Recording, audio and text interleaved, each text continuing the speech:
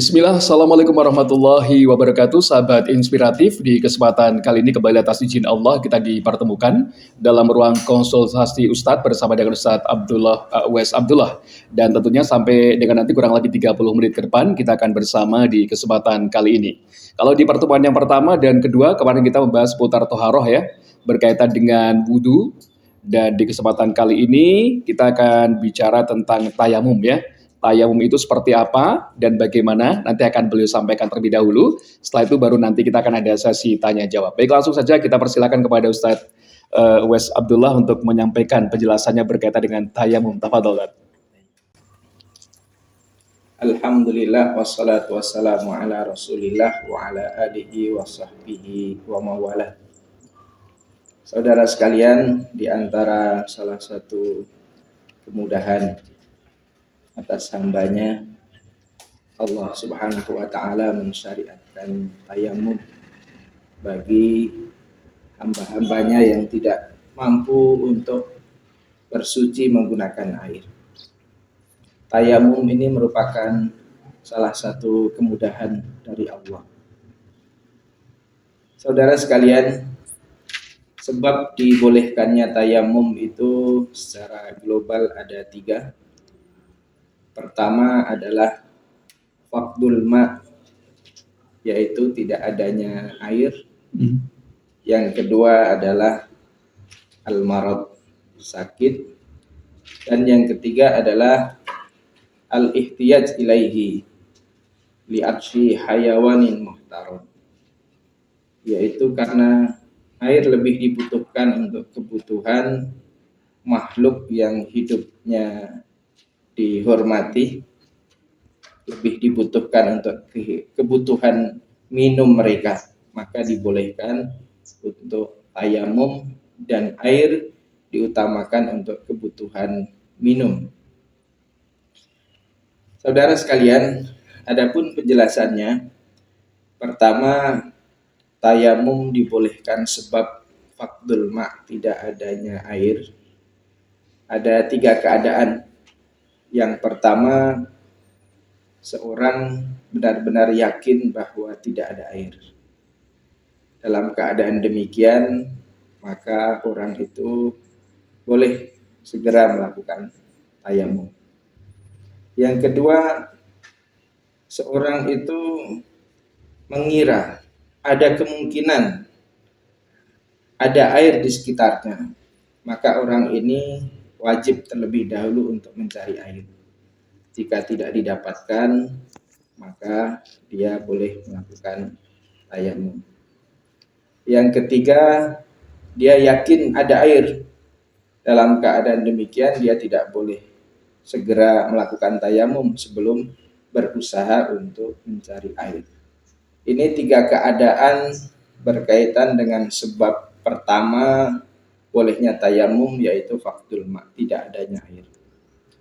Kemudian sebab kedua bolehnya tayamum, yaitu al-marad, sakit.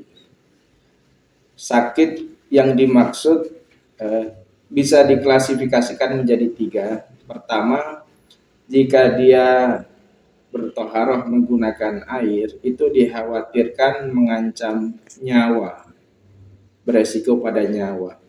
Maka meskipun ada air, dia boleh melakukan tayamum.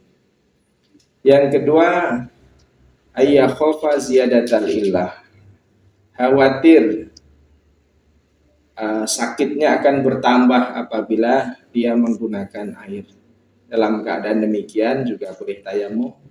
Yang ketiga, kekhawatiran yang remeh, ayyakhofa syai'an yasiran, khawatir terhadap sesuatu yang remeh. Dalam keadaan demikian maka orang itu tidak boleh bertayamum, tidak boleh bertayamum. Jadi sebab bolehnya tayamum yang kedua disebabkan oleh sakit tadi.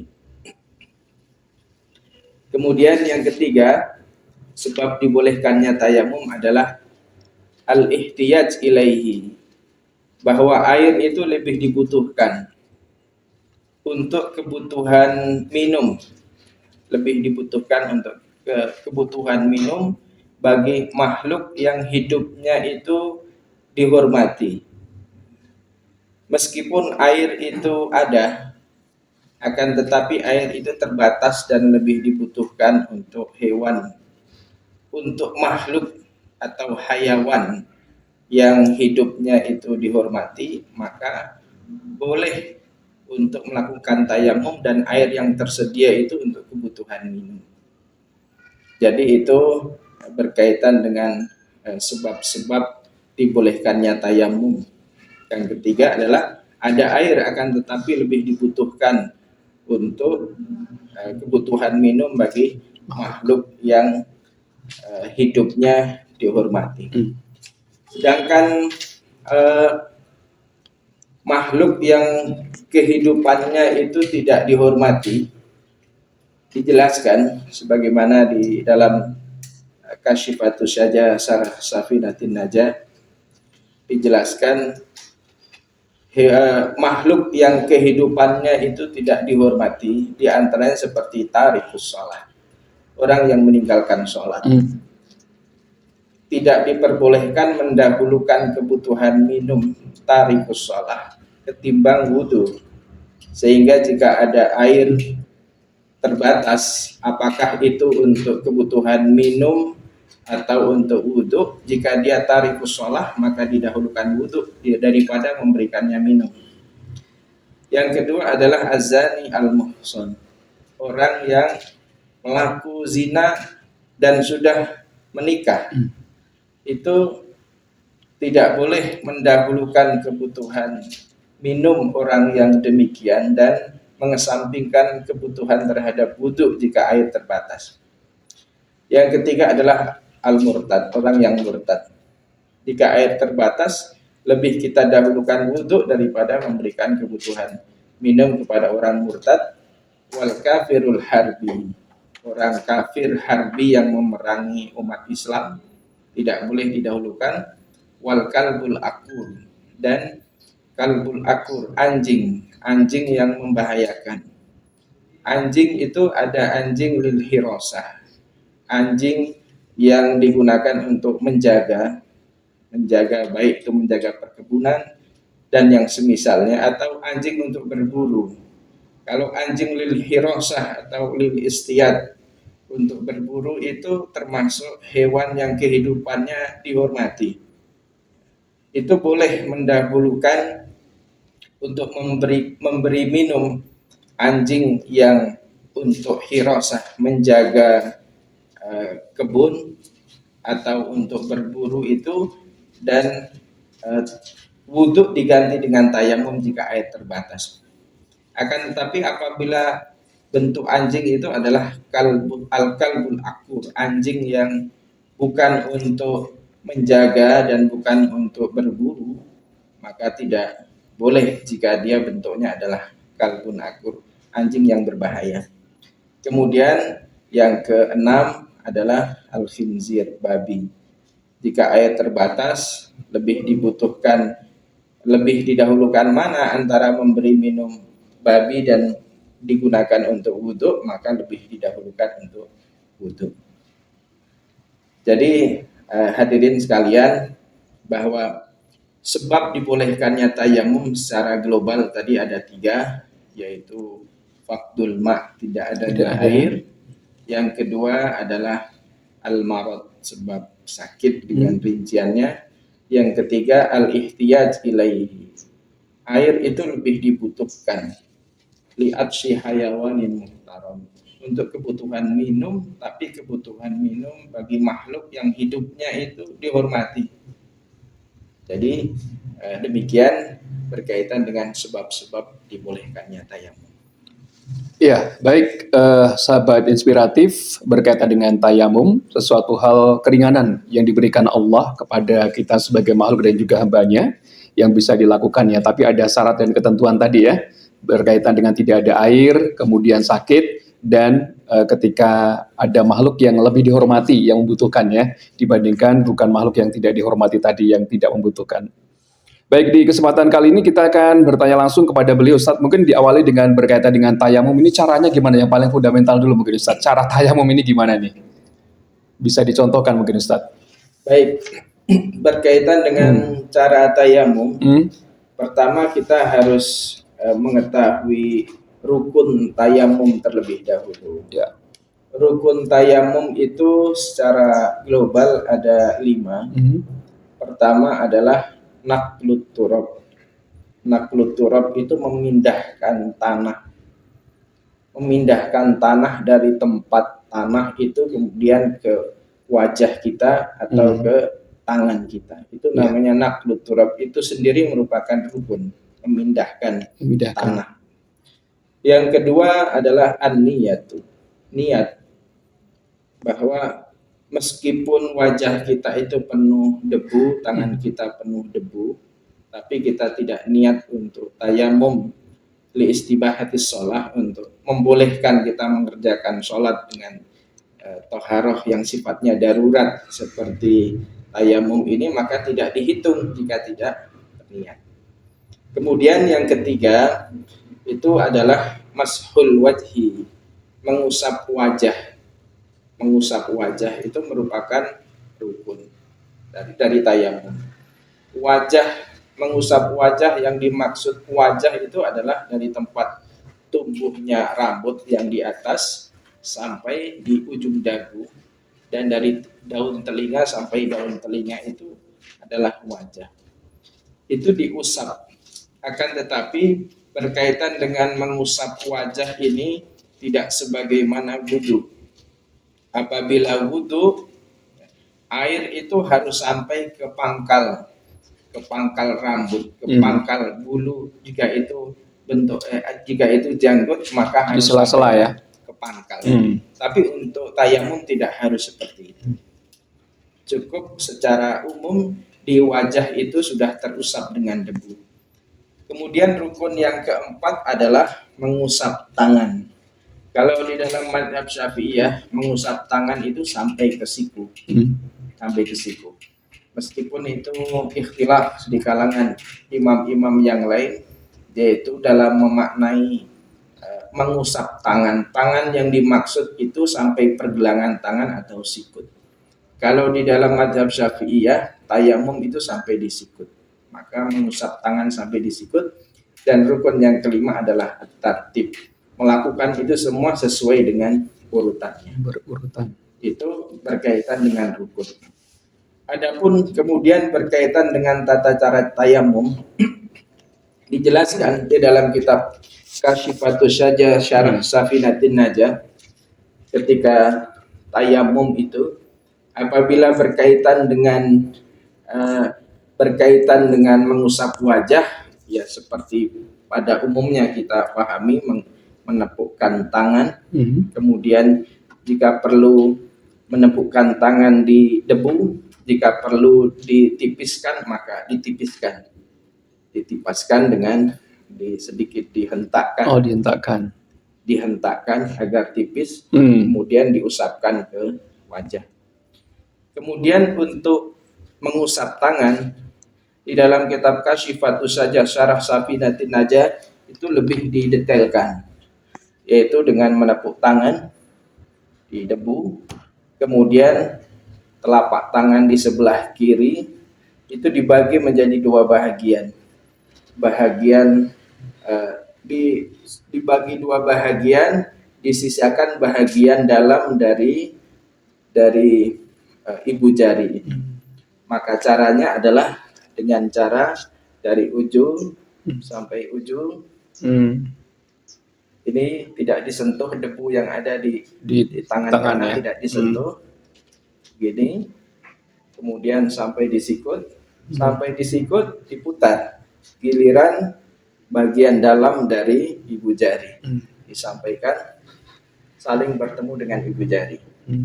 Sehingga debu yang ada di tangan kanan ini tidak tersentuh. Tidak tersentuh. Kemudian begitu juga debu di tangan kanan ini dibagi menjadi 2 bahagian.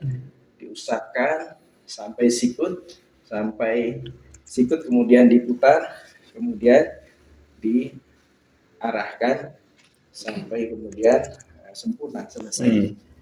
Jadi secara global seperti itu sebagaimana disebutkan dalam kitab Kasyifatus saja syarah Safinatin Najah tentang kaifiyat tayamum. Kalau pengambilan debu atau tanah tadi bebas atau enggak Ustadz? Di tempat-tempat mana saja yang diperbolehkan? Kalau di dalam madhab Syafi'iyah, di antara syarat tayamum itu memang harus menggunakan debu. Ya. Harus menggunakan debu.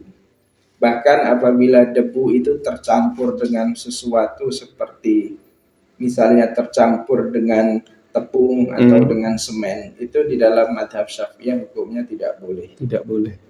Akan tetapi jika kita menilik pendapat yang lain, ketika memahami fatayammamu sha'idan thayyibah, maka tayamumlah dengan permukaan bumi alam ini yang suci, maka boleh menepuk di mana saja. Jika kita tidak berpatokan kepada madhab Syafi'iyah, itu boleh menepuk di bahagian mana saja dan tidak diharuskan ada debunya.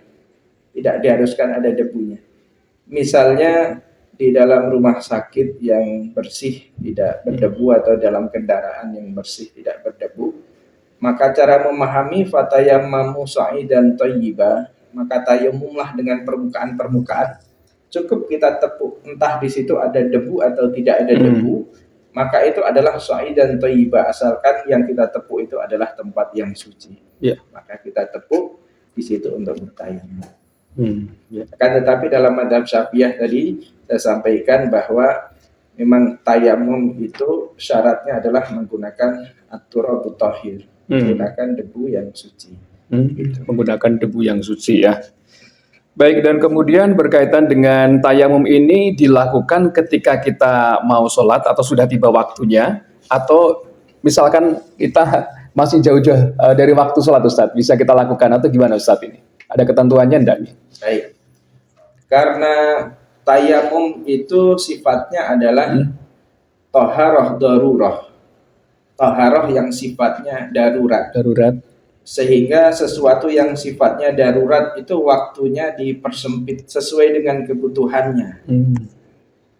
Maka dari situ di dalam madhab Syafi'iyah bahwa tayamum itu baru boleh dilakukan setelah masuknya waktu sholat. Jika kita tayamum untuk sholat duhur, maka boleh setelah masuknya waktu duhur. Karena tayamum itu adalah bersuci yang sifatnya darurat. Dan perlu dipahami bahwa tayamum itu, kalau di dalam kitab Kifayatul Ahyar fi Hal Riwayatul Ikhtisar dijelaskan, wa yatayammam likulli fardhah. Wajib tayamum pada setiap kali sholat fardu. Jadi kualitas tayamum itu hanya boleh untuk satu kali sholat fardu. Akan tetapi untuk selain sholat fardu, yaitu sholat sunnah, boleh satu kali tayamum untuk melakukan sholat sunnah beberapa kali. Ya, boleh digunakan untuk itu ya. Tapi sifatnya tadi darurat ya. Darurat dipersempit waktunya Ustadz yang mendekati waktu atau ketika sudah tiba waktunya Ustadz ya. Ya, ini kalau kita bicara soal tayamum ketika berada di perjalanan Ustadz, ini kan biasanya kalau kita berkendara, baik itu pakai pesawat, kereta api maupun juga kendaraan pribadi, itu kadang-kala kan ya waktunya mungkin ngejar waktu ya Ustadz, sehingga tidak mampir kemana-mana. Kalau sholat kan bisa dijamak gitu ya, qashar ya dan sebagainya. Tapi kalau tayamum ini bisa nggak Ustadz dilakukan di situ tanpa kita kemudian berwudu? Artinya bersuci dengan tayamum tadi. Ketika kita sedang berkendara dan di situ tidak didapatkan air, bagi seorang musafir boleh melakukan tayamum apabila tidak ada air. Ya. Bagi musafir yang mendapatkan air atau tidak mendapatkan salah satu dari 3 sebab-sebab tayamum tadi, maka dia tetap bersuci dengan cara berwudu. Jika musafir itu tidak mendapatkan air, maka dia boleh melakukan tayamum. Atau musafir itu dia tidak sakit, atau air yang tersedia itu tidak lebih dibutuhkan daripada tidak lebih dibutuhkan untuk hewan-hewan yang kehidupannya dihormati tadi. Maka musafir itu terlebih dahulu dia harus mencari air. Jika tidak didapatkan air, maka dia dibolehkan untuk bertayamum. Berarti berhenti dulu Ustaz ya untuk mencari air ya. Jika itu adalah Jika itu kendaraan pribadi kan bisa ya. Memungkinkan untuk mencari air, maka dia mencari. Kan tetapi jika itu kendaraan umum yang tidak memungkinkan untuk mendapatkan air, maka boleh berpindah ke tayamum tadi. Boleh berpindah ke tayamum tadi ya. Baik ya, itu berkaitan dengan tayamum, dan mungkin kalau kita bicara soal tayamum ya, tadi sudah disampaikan beliau sesuatu hal yang memang diringankan ya, kita diperbolehkan untuk melakukan ketika sakit dan sebagainya, tidak ada air. Dan tadi ada satu poin adalah ketika makhluk yang dihormati lebih membutuhkan. Betul. Artinya kalau apakah ini membatasi kepada orang-orang tertentu, Ustaz? Berkaitan dengan air itu tersedia air, akan tetapi air itu lebih dibutuhkan untuk hayawanin muhtar, untuk makhluk yang hidupnya itu dihormati. Maksudnya tidak boleh dibunuh. Tidak boleh dibunuh. Hidupnya dihormati. Ya. Secara umum demikian, bahwa makhluk itu muhtaram, dikecualikan seperti 6 hal tadi. Tarikus sholah, orang yang meninggalkan sholat, itu hidupnya tidak terhormati, sehingga tidak boleh mendahulukan memberikan minum dan mengesampingkan wudhu. Yang kedua adalah azani al-muhsan, pelaku zina yang padahal sudah menikah. Maka itu tidak boleh didahulukan dan mengesampingkan wudhu. Dan penjelasan-penjelasan sebagaimana yang telah saya sampaikan tadi, seperti murtad, kafir hadi, kemudian al-kalbul akur, dan khinzir babi tadi. Lantas kemudian hal-hal yang membatalkan terkait dengan tayamum ini apa saja, Ustadz? Hal-hal yang membatalkan tayamum secara umum, ma'abtolal wudhu, abtolat tayamum. Setiap yang membatalkan wudhu itu juga membatalkan tayamum. Kemudian yang kedua, selain apa yang membatalkan wudhu juga membatalkan tayamum. Yang kedua, di dalam kitab-kitab fikih itu ulama menyebutkan kalimat waridah, yaitu kemurtadan. Misal, sekiranya ada orang itu tayamum, setelah tayamum dia melakukan perbuatan yang menyebabkan dia murtad, kemudian dia masuk Islam lagi, maka tayamumnya itu batal. Karena tadi bahwa tayamum itu adalah wudhu yang sifatnya, tayamum itu adalah bersuci yang sifatnya sebagai pengganti. Jadi status tayamum itu bersuci yang ringan. Bersuci yang ringan, tidak sebagaimana wudhu. Kemudian yang ketiga, ketika seorang itu menganggap ada air, ketika dia tayamum, kemudian dia tawahumul ma, menganggap ada air, entah dengan melihat tanda-tanda air atau yang semisalnya, maka ketika itu wudhunya batal dan dia mencari air. Jadi 3 hal itu yang menyebabkan tayamum itu batal. Pertama tadi adalah setiap yang membatalkan wudhu itu membatalkan tayamum. Yang kedua adalah riddah, kemurtadan. Yang ketiga adalah dia menganggap adanya air. Dia tawahum, menganggap ini sepertinya ada air. Maka seperti itu tayamumnya batal.